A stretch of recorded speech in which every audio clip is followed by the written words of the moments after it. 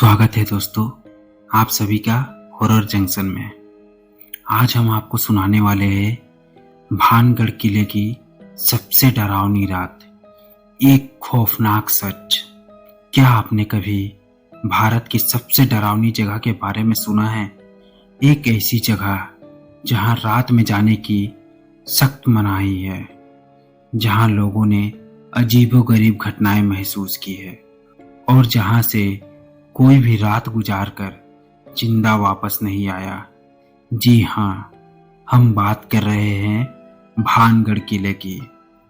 आज की इस कहानी में हम जानेंगे उन चार दोस्तों की दास्तान जो एक एडवेंचर के शौक में इस किले में रात बिताने चले गए, लेकिन उन्हें नहीं पता था कि वह रात उनकी जिंदगी की सबसे भयानक रात बनने वाली थी।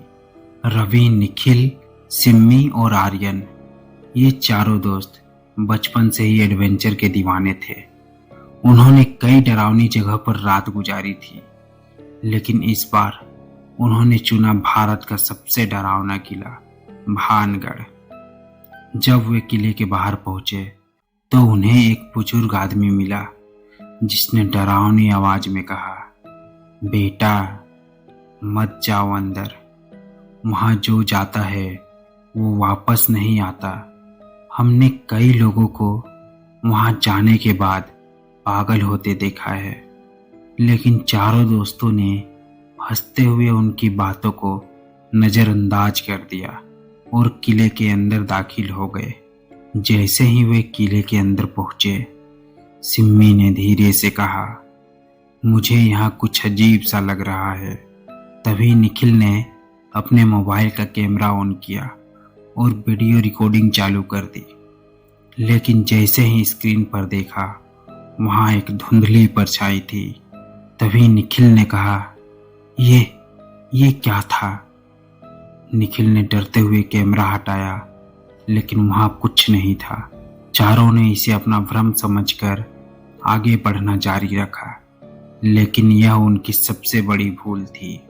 ये कहानी 16वीं शताब्दी की है, जब भानगढ़ एक समृद्ध और खूबसूरत राज्य हुआ करता था। यहाँ के किले में राजा माधव सिंह अपने परिवार के साथ रहते थे। उनकी बेटी राजकुमारी रत्नावती ना सिर्फ अपनी सुंदरता के लिए प्रसिद्ध थी, बल्कि उनकी बुद्धिमत्ता और जादुई शक्तियों की भी चर्चा थी। कहा जाता था कि वह तंत्र मंत्र को समझती थी और कई गुप्त विद्या भी जानती थी। भानगढ़ में ही एक खौफनाक तांत्रिक गुरु सिन्हा रहा करता था। वो काले जादू का ज्ञाता था और अपनी शक्ति से पूरे राज्य को अपने वश में करना चाहता था। लेकिन जब उसने राजकुमारी रत्नावती को देखा तो उसकी बुरी नीयत जाग उठी। तांत्रिक ने सोचा कि अगर वो राजकुमारी को वश में कर ले तो पूरे भानगढ़ पर राज कर सकेगा। उसने एक जादुई तेल तैयार किया, जिसके बारे में कहा जाता था कि जो भी इस तेल को छुएगा वह तांत्रिक के बस में आ जाएगा। तांत्रिक ने यह तेल एक नौकरानी के हाथों राजकुमारी तक भेजा, लेकिन राजकुमारी को पहले से ही इस षड्यंत्र का आभास हो गया था। जैसे ही तेल राजकुमारी के हाथों में पहुंचा, उन्होंने बिना कोई देरी किए उस तेल को पास ही रखे एक बड़े पत्थर पर डाल दिया। तुरंत ही वो पत्थर हवा में उठा और तांत्रिक के ऊपर गिर पड़ा। तांत्रिक बुरी तरह कुचल गया, लेकिन मरते मरते उसने एक भयानक श्राप दिया, ये पूरा किला बर्बाद हो जाएगा और यहाँ जो भी रहेगा वो आत्मा बन जाएगा। और सचमुच कुछ ही दिनों में भानगढ़ पर एक भयानक श्राप टूट पड़ा।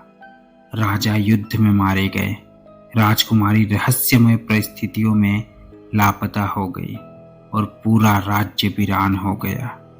अब इस किले में सिर्फ आत्माएं भटकती है। रात के 3 बज चुके थे। चारों दोस्त किले के एक वीरान हॉल में बैठे थे। तभी अचानक एक अजीब रोने की आवाज सुनाई दी।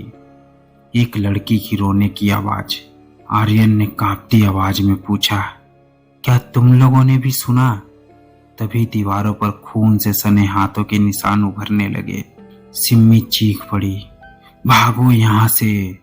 चारों भागने लगे, लेकिन किले का दरवाजा अपने आप बंद हो चुका था। तभी उन्होंने देखा एक सफेद साड़ी पहने बिना आंखों वाली औरत हवा में तैरती हुई उनकी ओर बढ़ रही थी। रवि बुरी तरह कांपने लगा और फिर एक जोरदार चीख, ना, नहीं, ये नहीं हो सकता। अगली सुबह स्थानीय लोगों ने देखा कि चारों दोस्त किले के दरवाजे पे बेसुध पड़े थे। उनकी आंखों में खौफ था। जब उन्होंने होश में आकर पहली बार मुंह खोला तो उनकी जुबान पर बस एक ही शब्द था, भूत, भूत। बस यही कहे जा रहे थे वो लोग। क्या आप भानगढ़ किले में रात बिताने की हिम्मत करेंगे? अगर आपको ये कहानी पसंद आई तो वीडियो को लाइक करें, शेयर करें और हमारे चैनल को सब्सक्राइब करना ना भूलें। धन्यवाद।